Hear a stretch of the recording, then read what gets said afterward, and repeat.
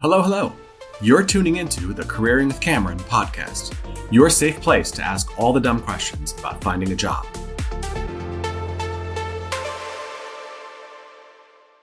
Hey, everybody, it's Kevin Cameron with Careering with Cameron, and I am joined today by Shea Belsky.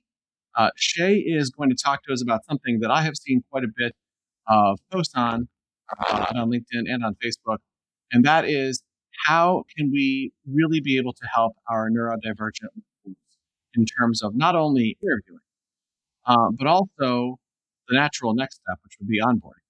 And how do we make that process as fair as possible for all parties involved? And frankly, what does the timing look like in terms of when do we share some of the needs that we have? So Shay is going to cover quite a bit today.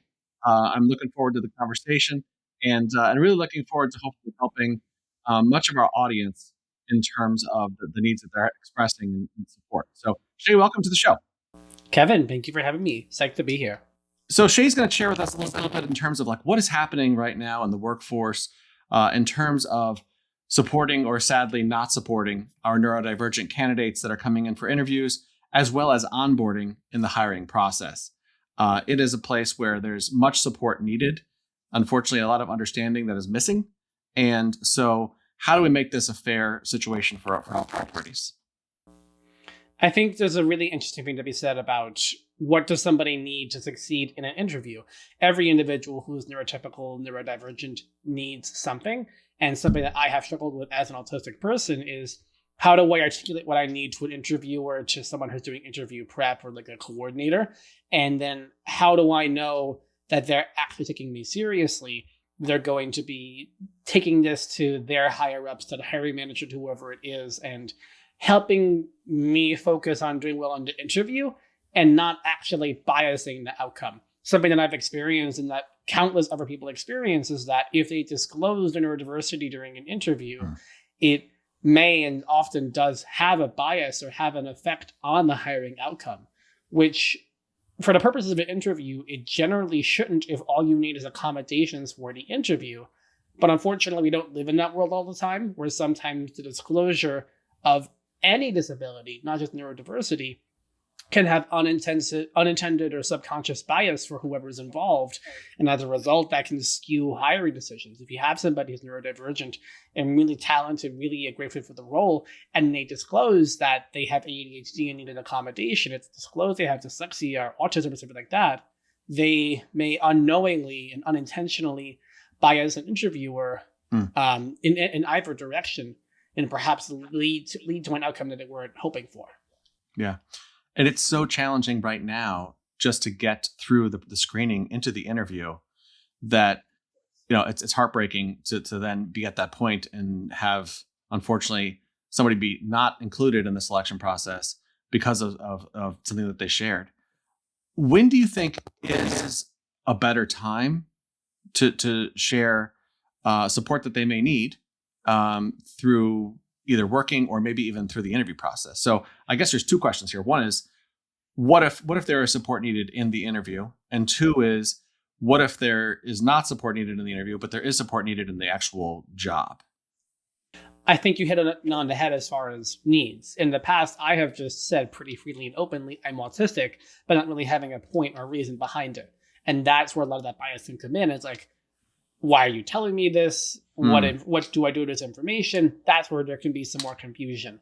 But if I say, I am autistic, and for this reason, if we are going to have like a conversation in a busy, crowded area, I need this conversation to be in a quiet area so that I can hear you. It frames it much more directly as a function of, I need this to have an equitable interview experience, and you need this to have equitable time interviewing me and getting information out of me. It's much easier to frame it as a function of, we both need this to do our job. You're here to conduct an interview. I'm here to be interviewed. And if one or both of us are compromised in our ability to do that, then it just doesn't work. Mm-hmm. So in the interview process, framing it purely as a function of needs and accommodations, that can happen as early as you need it to. And for the most part, if you're interviewing for a company, the recruiter will be like, oh, if you need accommodations, let us know. And typically the recruiter generally should know what to do with the information. Not always, but they should. And you had another point there is, what if you don't need them for the interview, but you do need them for the job? I think that's still important to note. And that would be something that I would talk just with the hiring manager about, because generally that's not something that a recruiter can help with, or anybody else who's not like a day-to-day manager. They're not going to be able to really do anything with that information.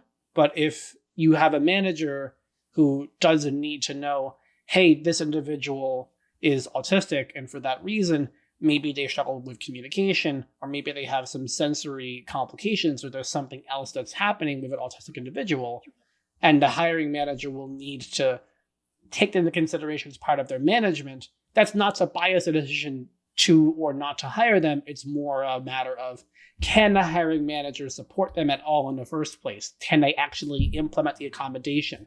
Can they do what has to be done for that employee? And sometimes, unfortunately, the answer is no. The hiring manager may want to, but they may not have the resources, ability, or the training to do that. But oftentimes the answer is yes, but the hiring manager does need to know that to my point earlier, to make an informed hiring choice. That is not to bias someone for being autistic. It's to inform if their needs can be met. And if they can't be met, they can't be met. You can't do anything about that. Yeah. I think you made a great point early in what you were just sharing, which is, I think oftentimes, unfortunately, not everybody in the hiring process is trained on how to interview. Interviewing is not something that we go through orientation with a new employer and learn how to do at that point. So it's a matter of kind of catching up and figuring out, I guess, unless you're in HR. So the question that also becomes, and I think a lot of people are in this position, there is a fear of screwing up. So there's a big fear of like, what do I do, as you said, with this information? And, I think that if perhaps there was more training around the interview process, but also an understanding of, as you put it, sometimes you can make an accommodation, sometimes you can't. And that's unfortunately the way things are sometimes. But, I guess, would it be better to say, oh yeah, we'll make the accommodation and you'll be okay, but really not know how to do that and not be sure if you can, and then have the person not be successful in that role, frankly, because you were trying to do something that you really weren't set up to do. On the flip side, is it something where you're able to make the accommodation and therefore perhaps you're not listening to all of the facts in terms of what the person's going to need, because you're like, hey, this is no problem, we could just do this. Can we get back to like, how do we get through the fear thing? How do we get hiring managers who perhaps have not gone through the training? How do we help them to understand like how to interact, and that really, like, there's not like a mistake component here, unless you really take things sideways and completely ignore the fact that the person's asking for support. Hiring managers and HR folks often see the process of accommodation or the process of creating that inclusion to be purely a cost center, an expense for an employee that does not have an immediately apparent benefit to the employee or to the team, when that could not be far from the truth. The idea behind an accommodation is first and foremost to create equity on a team, create equity in the workplace, so that somebody who is neurodivergent has the same ability and same tools to do their job as anybody else does. If somebody who's dyslexic needs different tools to do their job, those tools should be accessible to them. And that could be something like a more advanced grammar or writing tool than perhaps you have for every other employee. Maybe you pay for software for this employee who needs bespoke special help to write stuff. And that allows them to operate and do their job at the same level as all their other employees or better. Same for somebody with ADHD. Maybe you have them work with an executive functioning coach or some other sort of individual to help them with their day-to-day management, to help them not only build the skills, but build workplace or maybe role-specific things that will be helpful in this job, so that they can not only do what they have to do, but do a really good job of it. Accommodations are not a pure expense. You have a return on that expense for this individual being able to not only do a good job of the job, but hopefully do better than their other employees and excel, and then turn that around and help other people learn how to use these tools, because perhaps for some of these individual technologies or tools or whatever it is, they could be beneficial for other people. Something that I hear about very often is a lot of people are using AI tools for writing and reading and information comprehension. They've been really helpful for me as far as breaking stuff down and saying, can you make this a little bit simpler, easier for me to understand? And obviously there's in a vacuum of putting company information into an arbitrary LLM. I notice restrictions around that. So please, this does not be telling you to go dump company information into ChatGPT or Claude or whatever.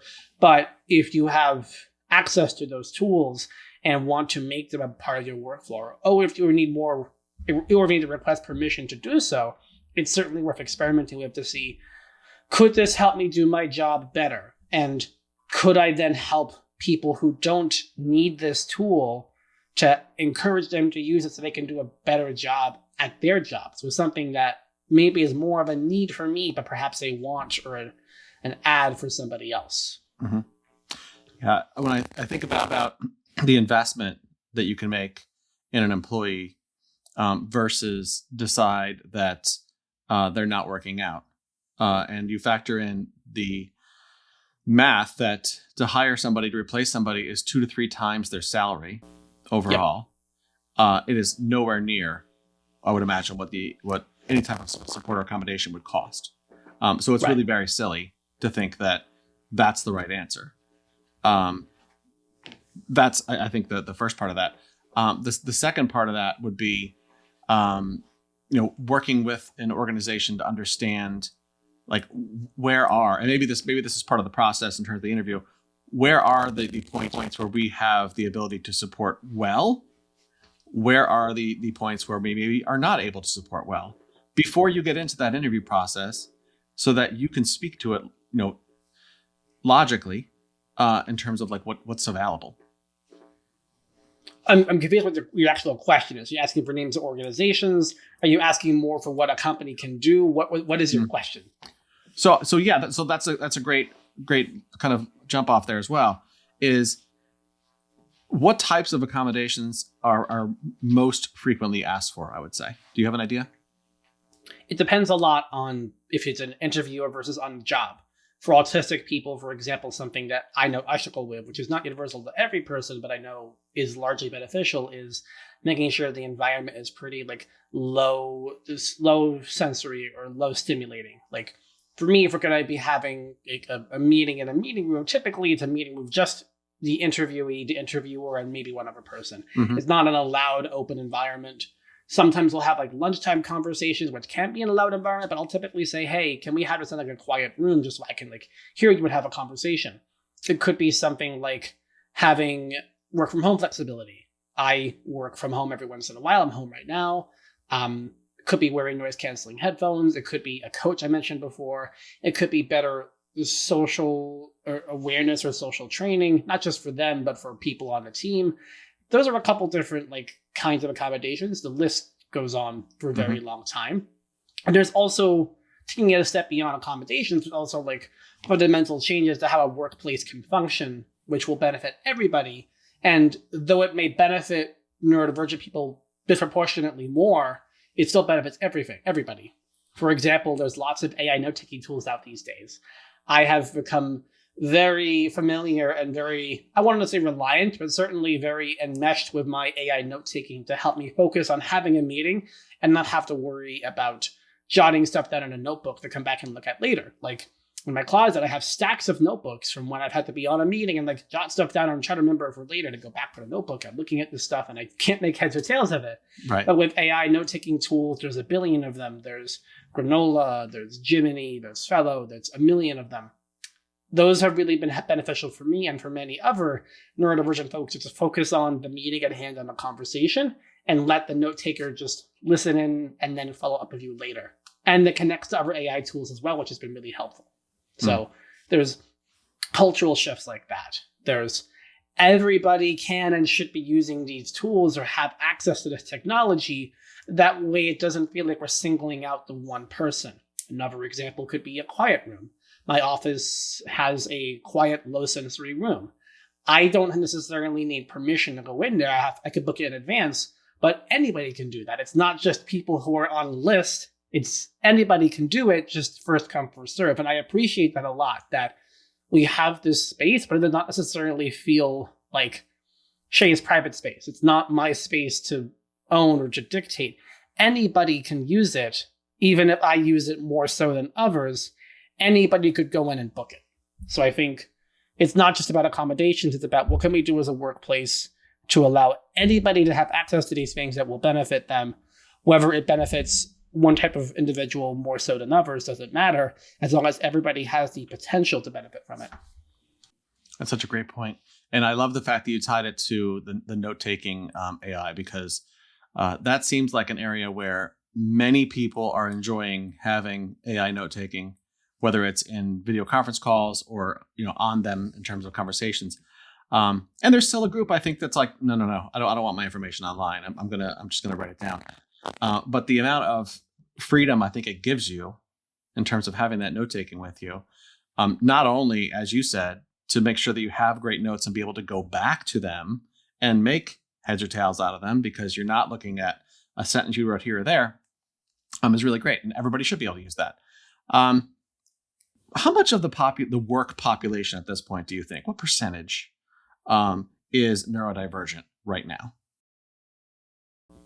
As far as the working population, as far as the population in general, the statistic that I hear is 1 in 7 people around the world. Okay. I would imagine the working population is, there's a question there as far as the number of people who are of working age versus are actually in the workforce are two different answers. The number of people who are of working age, I would say, is probably pretty similar. But the number of people who are actually represented in the workforce, it's probably a lot less than 1 in 7, but still a lot more than you would think. I don't want to pull a number out of the sky and pretend that I can latch onto that answer. Sure. But it's less than 1 in 7 by a lot, but still a lot more than you think. For the reason that a lot of people who are neurodivergent and working may not feel comfortable sharing their diagnosis. They may not have a diagnosis to share. They may be self-diagnosed, or they may not know neurodivergent at all.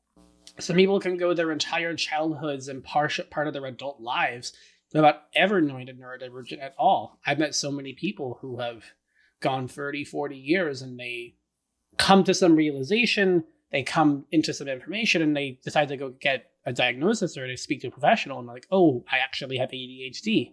Something that happens very often is that somebody will have kids, they'll have children, or they'll know somebody who does, and maybe their child has more pronounced neurodiversity, or they have more struggles or other comorbidities, and they get a diagnosis, and the doctor's like, by the way, you should get looked at as well. Mm-hmm. And the adult's like, no, what are you talking about? I don't have this thing. And it turns out they very much do. I know so many people whom they have had kids, they've gotten checked into a professional, and the doctor's like, hey, by the way, there's like a 98% chance you're also autistic. And then lo and behold, there you go. I've also found that neurodivergent people in relationships often attract each other unknowingly or unwittingly. Interesting. I know a lot of people who are autistic, ADHD, who come together for one reason or another in a relationship without knowing the other person is, or without one of those people in the relationships even knowing they're neurodivergent at all. It happens more often than you think. Wow. That is so cool. Is there like any research beyond there in terms of why that happens? I can't speak to the academic research, but I can speak to like anecdotes and what I've experienced. Sure. And I'm sure there is research out there as well about it. But I think a thing that I've experienced is that I think my mode of communication, the way that I express my words, how I emote, how I interact with the world, is a lot more compatible, I would say, with other autistic people. I think we're a little bit more direct, a little bit more forgiving, a little bit more emotional, and we kind of hand wave away a lot of the social stigmas and social rules that I think other neurotypical people sometimes run into. Like, one example is I know a couple autistic people who are like around my age who are at a similar level of independence. Like, they have a job, they drive a car, they're pretty independent, etc. And we each still have our own social difficulties. We're not all completely perfect, or at least we don't have the same level of social awareness or social comprehension of rules or things that you should do in a social setting that maybe neurotypical people do. My wife and I talk about that. She's like, you're friends with these people, but they said or did something that was maybe a little bit not kosher. And I'm like, well, yeah, like I don't necessarily fault them for that. I don't think it makes sense either. And I explain why. And she's like, oh, that makes a little bit of sense. It doesn't change the fact that a neurotypical society views some rule or custom this way. And I kind of have to mask or force myself to adhere to this rule to, quote, blend in. But somebody who's maybe intentionally or unintentionally oblivious to these customs will choose to ignore them or not even know that they exist. And other people think that it's weird. And then the rest of us autistic people are like, well, why? Like, it just seems like a weird thing to have to do this specific thing. And I think that comes up very often as well. I bet. In terms of the onboarding process, right? So let's moving beyond the interview process, the onboarding process. What types of things can employers do to make that process easier? To make it easier, something that has benefited me a bunch of times has been better knowledge, better awareness of what are the resources I can take advantage of from day one. That could be, hey, there's a disability ERG at your organization, as neurodiversity community. We have a mentorship program. There's something that you can take advantage of to help people in a similar position as you come up to speed a little bit more quickly or feel like they're more connected or more involved in their community based off of their identity. Previous organizations that I've been at, we've had mentorship programs for neurodivergent individuals. And those have been fantastic to help new neurodivergent employees come in and feel like they already have like a kind of a community or they can kind of vibe and just ask someone to show them the ropes. I think that sense of empathy outside the scope of the relationship between an individual and their manager has been super helpful for me personally and works wonders at any organization that just wants to help new employees feel like they belong. And that applies to any ERG too, not just neurodiversity or disability, but any ERG where people are coming together based off of a shared background, gender, racial identity, anything of that caliber, I think really applies, and especially to neurodiversity and disability. Yeah. In terms of the hiring process and onboarding, the whole way through, I guess the follow-up question would be, what do companies do poorly in terms of onboarding? I mean, what are the things you hear about that you're like, oh, I wish you didn't do that? Things that haven't worked for me and things that I know generally don't work is just not having any sort of like ramp up to the onboarding process. Some companies just be like, okay, here you go, have fun. Get kind of dropped into the deep end with no training whatsoever. That hurts everybody. That hurts neurotypical people too. For neurodivergent people especially, who aren't used to new things or new standards and new procedures, that can be extremely shocking, if not traumatizing. I've been at companies before where you just kind of dropped in with very little training and just kind of expected to figure it out. And in my past, and for many neurodivergent people, not every individual is a great figure it out type of person. They'll do fantastic when shown the ropes, when shown the rules and have things explained to them and given like an onboarding or ramp up time. But if they have to hit the ground running and start going 60 miles an hour, that is a recipe for failure if I've ever heard of one. Yeah. And I don't think anybody wants to do that. Neurodivergent people especially don't want to have to sit down, figure it out, spin their wheels, ask everybody a bunch of questions.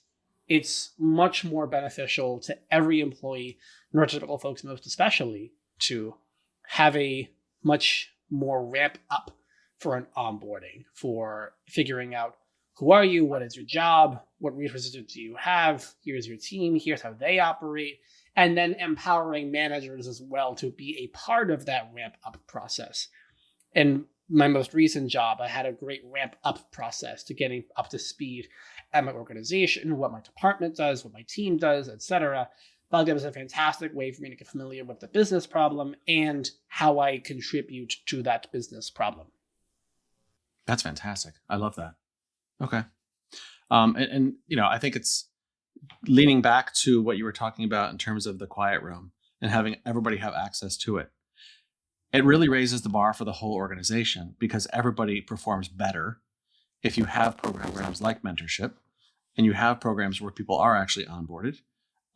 Makes for a much faster acclimation. Exactly. Like we get it together, we don't get there at all. It's one of my favorite quotes from one of my favorite movies is Hidden Figures. It's about African American women contributing to the space race and contributing to getting man on the moon. And the analogy there of we all need to be here together. We can't let racism or sexism stop us from achieving these fantastic feats of science and math and engineering and technology. We need to be here together, and we can't let this obvious racism and sexism divide us. And that we're living that right now in neurodiversity. We can't let people's preconceptions or stereotypes of what an autistic person can or cannot do hold back an organization from being successful. So when Katherine Johnson's boss knocks down the sign which says colored women only and says everybody goes to the bathroom wherever they want to get their job done. Yep. It's one of my favorite quotes in that movie is, at NASA we all pee the same color. I love that. I think that has very broad applications. Even if that scene never happened in history, it's still reflective of many things like that have happened and that unfortunately still do happen in this world. And if we continue to permit neurodivergent folks to be held back because of a lack of understanding or wanting to create an equitable environment, then we will only be as successful as that person who struggles the most. That is a fantastic movie. I agree. Definitely in my top 5 for sure. The scene where he's... Sorry, go ahead. It's a must watch. Also, it really is. When Catherine tears into the entire team of white men for singling her, the smartest person in the room, singling her out. And then he's just like, I'm not dealing with this BS. We are going to do this together, and I'm not going to allow us to segregate this person. Yeah. And the scene where there's a back and forth about why it's taking so long to finish the project, and she details out how far the bathroom is for her to go to. Yep. And it's just like this light bulb goes off in his head, like, what are we doing? It's the same scene. I love that. That whole exchange, I think. Also, brilliant acting all around. Yes. And again, reflective of the tension and the stress that they were under in that moment. Mm-hmm. Yeah, that's such a great example that everybody should watch, frankly. It's a really good movie. Okay, so we have learned quite a bit from you in terms of hiring, onboarding. If you could design any tool, have any type of support you were looking for, not just for you, just in general, that would help employees. I'm trying to think if I want to use the universal employees, or let's answer it 2 ways. Universal employees, but also the neurodivergent community, autistic community. What's something that you wish was there that would just make things so much easier? I wish that every employee, neurotypical and neurodivergent, had the ability to more honestly and meaningfully express their needs and express what helps them work really well. And I mean that in a way that is honest and not like, this isn't me masking and kind of telling my employer what I think that they want to know, but more this is what I actually need, and having a chance to reflect and like do a back and forth and like actually iterate and discover this is what you actually need. Like cutting through all the layers of years of masking, of corporate padding, but like actually getting at the thick of it. This is what Shane needs to do a good job. And I'm saying that's with conjecture. I'm not talking about any specific person or company right now. I'm just conjecturing. Like, if I could go back and forth with something, anything, to really get at the heart of what I need as an individual, as a person, and then be able to take that to a job interview, to an employer, and have a really honest and frank conversation with it, I think everyone would feel a lot more confident about that. That's the sort of thing that benefits everybody. It disproportionately benefits neurodivergent, disabled employees more. Anybody who's from an underrepresented group, to be honest with you, to help each individual understand this is what helps me feel like I belong. And that also has different meaning and a different metric for some people. For some people, that is equity and inclusion. For some people, that is just let me do my job. For some people, that is I'm just here for a paycheck. For some people, it's career growth. That's different for every individual person. And I think sometimes we have this layer of masking for everybody, which like shows I'm here for one reason, but I say I'm here for a different reason. Let's like really cut to the chase and be honest, and then do something with that. Yeah. I think I've got 2 follow-up questions on that. But the first one is, how do we train people to get that? As far as training individuals, as far as training people to actually speak up and say something, oftentimes that honesty is prompted or it's forced out, sometimes in not great circumstances, and sometimes when they have that epiphany on their own. Someone may be forced to disclose and someone may be forced to talk about what they need if push comes to shove and they're down to the wire or close to burning out. And often the way that actually ends up getting communicated could not fully explain the full impact of what's actually necessary. It could be not as effective as if they had done so calmly. And when it comes to somebody who is not under duress, I would say, if someone's just coming to it on their own or organically, that's also, I still think, a moment of reflection for them. Like, why am I talking about this? What's important for me to express? What does somebody need to know and do with that? If I am going to say to a manager, I need this to do my job, what am I expecting them to do? And if they aren't able to help me, then they can't help me. And so I need to be confident that they can actually do it. Otherwise, what's the point? Yeah. I think the other piece of this is, I think that there's also part of the challenge is, how do you receive that messaging as the supervisor, boss, manager, whatever it may be? How do you receive that message and know kind of how to apply it and why it's being shared with you? You know, what you've shared with us the whole way through this conversation has been, these are things that people need in order to be more effective and to, you know, make it an even playing field in terms of all employees, but also to then take the employee base that you have working for you and give them the support that they need to do better. And that doesn't just identify one group. So what I'm trying to get to here is, hiring manager, when this is shared with you, it's not shared with you from the context of, oh, I'm going to make this hard for you. It's shared with you from the context of, I'm telling you what my superpower is and how you can help me to be better. And exactly. And I think too often it becomes like well, if we don't accommodate this, are we going to get sued? What's going to happen? Are we going to be in the paper? No, they're just sharing it so that you know how to support them. The end.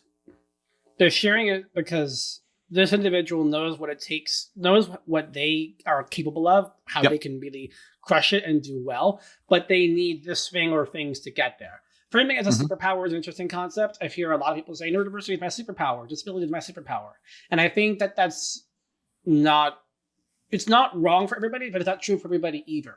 Blanket saying neurodiversity is a superpower for everybody could be problematic for some individuals for whom disability is much more profound, has a much stronger impact.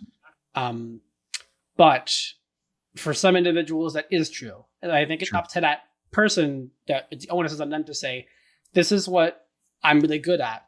To get there, I need these things. And again, that's true for everybody, but for neurodivergent people, what it takes to get there might be unorthodox. Yeah. I've really enjoyed this conversation with you. And certainly I learned, I hope our audience does as well. Shea, one of the questions I always ask guests on our show is, what's your why? What is the reason that you work so tirelessly in terms of this field and helping people to understand and really making it something that is hopefully more accepted in terms of hiring and onboarding and all that good stuff? I want to try to help the world be a little bit easier for every neurodivergent person to have to pass through. There's folks out there who do this every waking moment, every waking breath. I don't think I'm one of those people as far as it being every single fiber of my being, but I do think it's very important for me as far as communicating effectively and trying to make the impact in the right way and knowing that I've made a difference, as opposed to being so broad as to kind of stretch myself too thin. I think recently I've been being a lot more honest about, like, what do I actually have to give in this regard, and how can I make sure that I'm maximizing my energy to make a meaningful difference and to actually know that people are hearing, people are listening, and then taking something away from it and doing something with it. And if I'm not confident that that's happening, I don't need to hear myself talk. I want to know that I've made an impact. I'm not just doing this to stroke my ego. I think why I'm doing this is to make an impact and make a difference, and actually motivate and inspire people to do something differently in their lives, in their workplace, whatever it is. Okay, last question, Shay. What do you hope our audience can take away from this conversation? What's the thing you really want them to hold on to? There's many, many more neurodivergent people around you than you think, and all of them could benefit from just you lending an ear to them to ask, what can you as an individual do to help them be more successful in the workplace or just in life? Love it. Fantastic. Shay, thank you so much for joining us. I really enjoyed our conversation. Shay, how can people get in touch with you if they want to learn more or they want to connect with you to just chat? I am all over the web. There is only one of me on the internet, Shea Belsky. If you search for my name, you will find it. I promise. There is only one of me. If you find me on LinkedIn, Instagram, my website, wherever, I'm there. It's whatever you're seeing is definitely me. Okay, sounds great. All right, well, thank you. Thanks again, Shay. If you have enjoyed the show today, please make sure to give us 5 stars. Also, if this is something where you probably know somebody in your world who is neurodivergent, autistic, this hopefully will help you to understand how to better support them. If there's somebody that you think might be able to be helped with this podcast, share the podcast with them as well so they can go ahead and subscribe, and you can subscribe too. This was a great show. Shay, thanks again so much for joining us, and we'll see you soon. Thanks. Thank you, Kevin.